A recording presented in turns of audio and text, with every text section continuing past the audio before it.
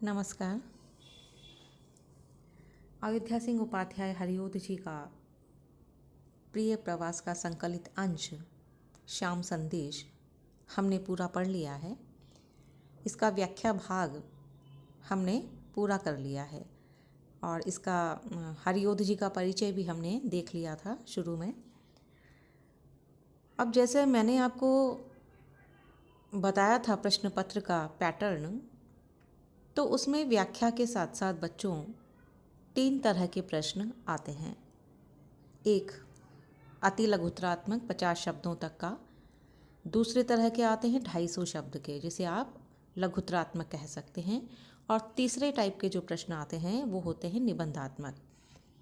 तो यहाँ पर हम हरिओध जी के श्याम संदेश से किस तरह के प्रश्न बनकर आ सकते हैं परीक्षा में, उस पर बात करेंगे। एक तो बच्चों कॉमन प्रश्न होता है सभी कवियों के लिए, सभी काव्यांश के लिए, कि काव्य सौंदर्य, अमुक कवि के काव्य सौंदर्य को उदाहरण सहित स्पष्ट कीजिए। मान लीजिए अयोध्या सिंह उपाध्याय हरिओध जी के काव्य सौंदर्य को उदाहरण सहित स्पष्ट कीजिए, यह प्रश्न बनता है। इसके साथ ही अगर मान लीजिए इस तरह का प्रश्न आता है कि हरिओध के काव्य की अनुभूति और अभिव्यक्ति दोनों पक्ष सशक्त हैं, तो इस कथन के आधार पर हरिओध के काव्य की विशेषताएं बताइए, है ना, या हरिओध जी के काव्य का मूल्यांकन कीजिए। तो यह सभी प्रश्न भाषागत अंतर के अलावा इसका जो उत्तर आप लिखेंगे वो सबका एक जैसा होगा। इसमें आपको क्या करना है बच्चों कि शुरुआत में 5-7 पंक्तियाँ आप लिखेंगे हरिओध जी पर, यानी कवि पर, और उसके बाद में उसका जो संकलित अंश है उस पर। यह जो मैंने आपको सबसे पहले जो व्याख्यान रिकॉर्ड हुआ था उसमें बताया था, तो वहाँ से आपको लेना है। उसके बाद काव्य सौंदर्य में 2 पक्ष आते हैं, भाव पक्ष और कला पक्ष। आपको दोनों ही इसमें भाव पक्ष जो है अनुभूति पक्ष, और कला पक्ष मतलब अभिव्यक्ति पक्ष, दोनों ही तरह के पक्षों को लेकर अपना उत्तर लिखना है। वो कहलाता है काव्य सौंदर्य या काव्यगत विशेषताएं। तो जैसे हम बात करते हैं हरिओध जी की काव्यगत विशेषताओं पर या उनके भावगत सौंदर्य को पहले देखें, तो सबसे पहले हम उसमें ले सकते हैं विषय वस्तु से संबंधित विशेषताएं, जैसे सामाजिक चेतना। सबसे पहला जो शीर्षक होगा काव्यगत विशेषताओं का वो सामाजिक चेतना। तो उसमें आप लिख सकते हैं कि प्रिय प्रवास में हरिओध जी ने श्री कृष्ण और राधा के लोक सेवक और लोक सेविका रूप में उनका चित्रण किया है, जो आत्मत्याग, समाज सेवा, मानव मात्र के कल्याण की कामना करते हैं। इस तरह से आप उसमें लिखेंगे और फिर उदाहरण अपने ही काव्यांश से लेंगे।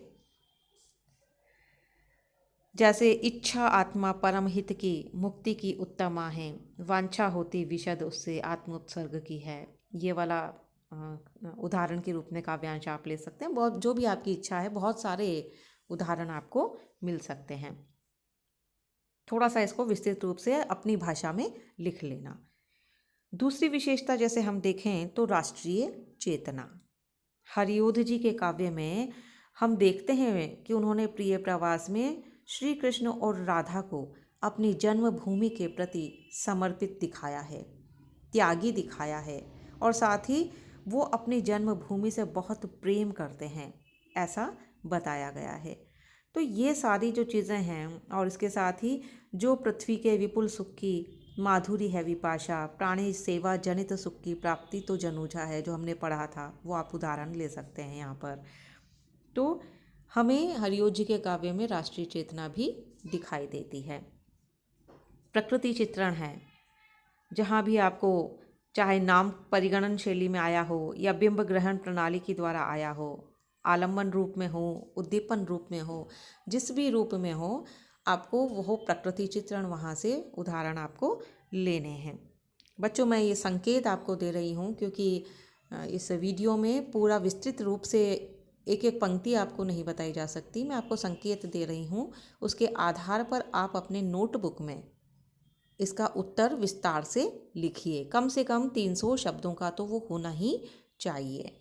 शीर्षक मैं आपको बता देती हूँ, उदाहरण मैं आपको संकेतित कर देती हूँ, उसके बाद विस्तार आपको देना है अपनी भाषा में। इसके अलावा जैसे चूँकि हरियोध जी जो हैं वो द्विवेदी युग के कवि हैं, तो उनकी काव्य में हमें इतिवृत्तात्मकता भी मिलती है ना। तो इतिवृत्तात्मकता मतलब जो वृतांत है उसका चित्रण किया जाता है। जैसे बहुत सारी जगह पर हमें इस तरह के नाम परिगणन शैली में या प्रकृति का जब चित्रण करते हैं वो भी इतिवृत्तात्मक शैली उसमें आ जाती है, तो वहाँ से आप उदाहरण ले सकते हैं। नीति एवं आदर्श की स्थापना, ये एक और विशेषता है जिसमें हमने देखा कि हरियोध जी ने श्री कृष्ण और राधा के चरित्र को मर्यादावादी, लोक हितकारी, राष्ट्र सेवी, समाज सेवी के रूप में वर्णित किया है। तो प्रिय प्रवास की राधा और उसके जो नायक हैं श्री कृष्ण, वो मर्यादित और समाज सेवी और राष्ट्र सेवी उस संदर्भ में नहीं है जैसा राम है, लेकिन फिर भी वो हमें मानव रूप में समाज सेवी, राष्ट्र सेवी दिखाई देते हैं। वो जो उदाहरण हैं जो हमने पढ़ा, पुनः उन्होंने अति शांत भाव से, कभी बहाश्रु कभी सधीरता, जो राधा जी का उदाहरण है, कही स्व बातें बलबीर बंधु से, दिखा कल्प्योचित चित्त उच्चता, ये उदाहरण के रूप में आप इस विशेषता में लिख सकते हैं। इसके अलावा बच्चों भाव पक्ष में आता है रस निरूपण, है ना, भाव और रस निरूपण। तो उसमें आप इस काव्यांश में जो प्रमुख रस आया है और उसके साथ जो सह रस आए हैं उनका चित्रण आपको करना है। जैसे इस काव्यांश जो हमने पढ़ा श्याम संदेश, उसमें हम देखते हैं कि श्रृंगार का वियोग श्रृंगार जो है, वियोग विप्रलंब श्रृंगार भी जिसको कहते हैं, यह श्याम संदेश उसका बहुत ही सुंदर और खूबसूरत उदाहरण है, जिसमें श्याम संदेश भिजवाते हैं।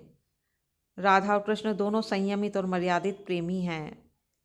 तो ये सारा जो मैनली जो मुख्य रूप से जो सारा संदेश है वो ही इसमें आ जाता है। उसमें आप लिख सकते हैं कि इस संपूर्ण इस जो काव्यांश है उसमें वियोग श्रृंगार की प्रधानता है, और जहाँ कहीं आपको कुछ और उदाहरण दिखाई देते हैं वो आपको लिखने हैं। ये तो हुआ भाव पक्ष, है ना। अगर काव्यगत विशेषताएं आती हैं तो आपको शीर्षक वाइज पहले भाव पक्ष की और बाद में कलागत पक्ष की, अभिव्यक्ति पक्ष की विशेषताएं लिखनी है। अगर मान लीजिए आता है काव्य सौंदर्य, तो उसमें आपको भाव पक्ष और उसके बाद मैंने जो विशेषताएं बताई है वो भाव पक्ष की विशेषताएं हैं।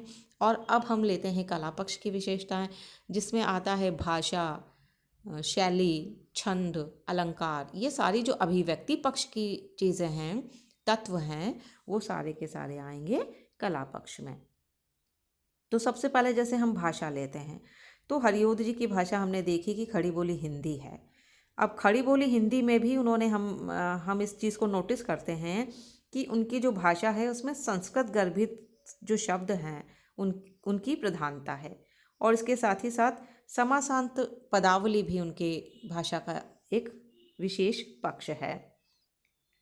तो उदाहरण तो आप कहीं से भी ले सकते हैं क्योंकि पूरा ही भाषागत अभिव्यक्ति तो है ही।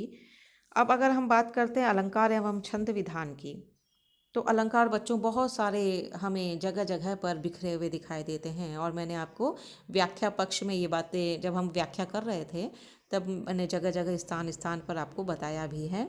तो अलंकार आप वहाँ से लें। और छंद जो हमने देखे थे कि श्याम संदेश जो है वो मंदाक्रांता छंद में है, और उसके बाद राधा जी का जो अभिव्यक्तिकरण है वो वंशस्थ छंद में है। तो आपका जो प्रिय प्रवास का संकलित अंश है श्याम संदेश, उसमें हमें 2 प्रमुख छंद दिखाई देते हैं। तो इस तरह से विशेषताएं लिख करके फिर आप उपसंहार लिखिए, और उसमें जो मुख्य बातें हैं वो उनको आप दूसरी अलग तरह से अभिव्यक्ति करते हुए, भाषागत अभिव्यक्ति करते हुए उसे 5-7 पंक्तियों में समाहार देंगे। तो इस तरह से ये प्रश्न आपको करना है, इसका उत्तर लिखना है। ये निबंधात्मक तरह का प्रश्न है बच्चों।